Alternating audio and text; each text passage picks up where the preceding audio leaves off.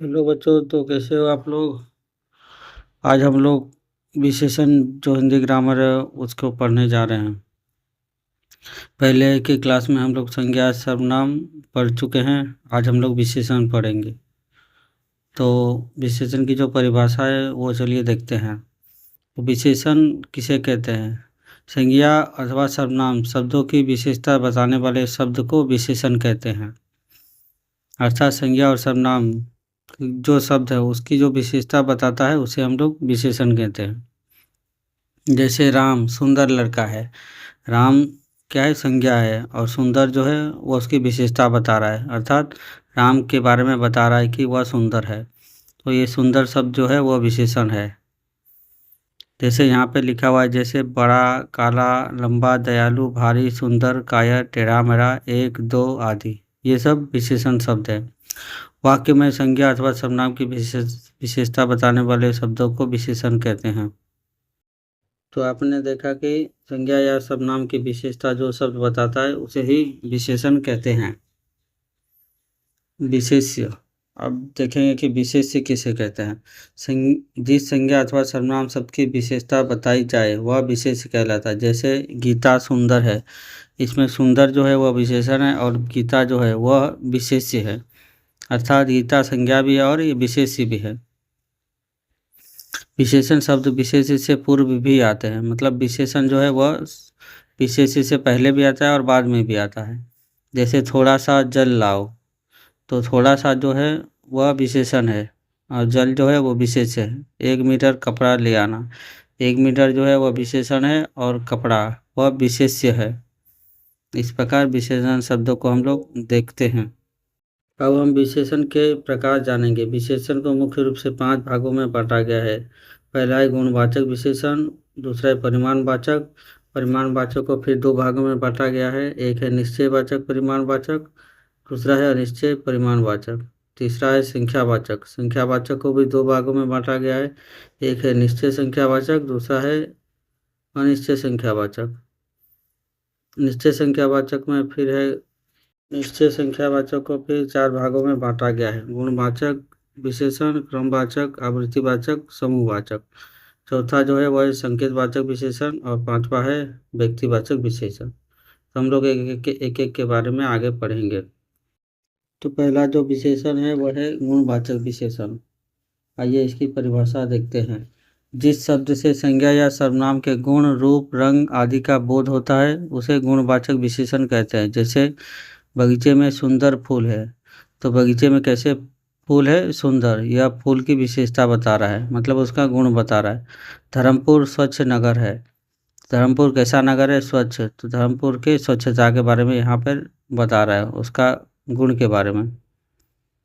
स्वर्ग वाहिनी गंदी नदी है, तो गंदी क्या है? स्वर्ग वाहिनी नदी, तो उसके गुण के बारे में बता रहा है। स्वस्थ बच्चे खेल रहे हैं, तो कैसे बच्चे खेल रहे हैं? स्वस्थ बच्चे, ये भी उनके गुण के बारे में बता रहा है।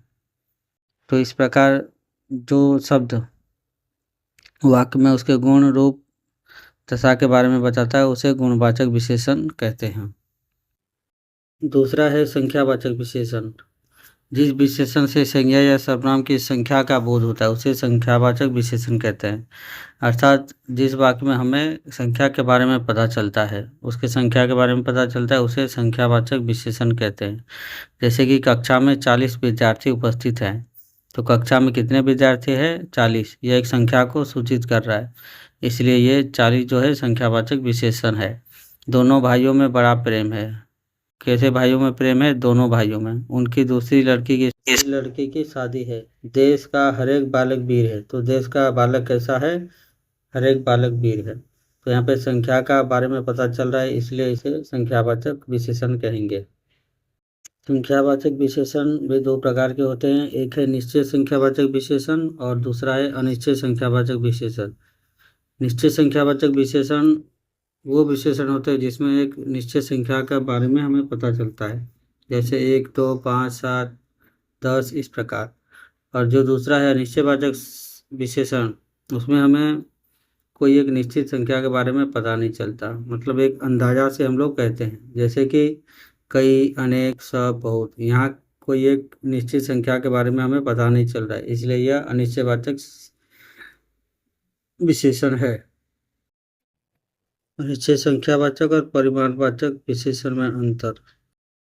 संख्यावाचक विशेषण ऐसी वस्तुओं के लिए प्रयुक्त होते हैं जो गणनीय होती है, अर्थात जिसको हम लोग गिन सकते हैं, जैसे लोग, बच्चे, पेड़, कुर्सियाँ, खिलौने आदि। परिमाणवाचक विशेषण उन वस्तुओं के लिए प्रयुक्त होते हैं जो अगणनीय हैं, अर्थात जिसे हम गिन नहीं सकते, जैसे दूध, दाल, गेहूँ, तेल, पानी आदि। इसलिए इसे हम लोग सिर्फ नाप सकते हैं। उसने कुछ फूल तोड़े, यहाँ पे कुछ फूल तोड़े मतलब संख्यावाचक में जा रहा है। माँ ने काफ़ी लोगों को बुलाया, यहाँ काफ़ी जो है वह संख्या को बता रहा है। उसने दोनों पेड़ कटवा दिए, यहाँ दोनों जो है वह संख्या को बता रहा है। उसने 3 किलो चावल खरीदे, 3 किलो उसको हम लोग नाप या तोल सकते हैं, इसलिए वह परिमाणवाचक में जाएगा। माँ ने 5 लीटर दूध खरीदा है, यह दूध 5 लीटर दूध भी जो है उसे हम लोग नाप या तोल सकते हैं, इसलिए वह परिमाणवाचक में जाएगा।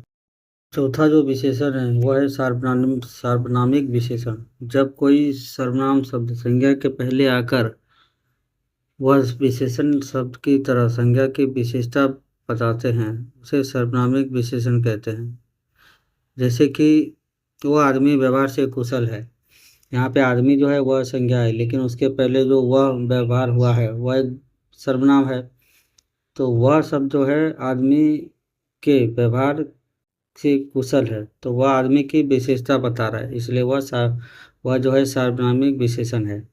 कौन छात्र मेरा काम करेगा, छात्र जो है वह एक संज्ञा शब्द है, पर उसके पहले जो कौन आया है वह सर्वनाम है, तो सर्वनाम शब्द संज्ञा की विशेषता बता रहा है, तो उसे हम लोग सार्वनामिक विशेषण कहेंगे।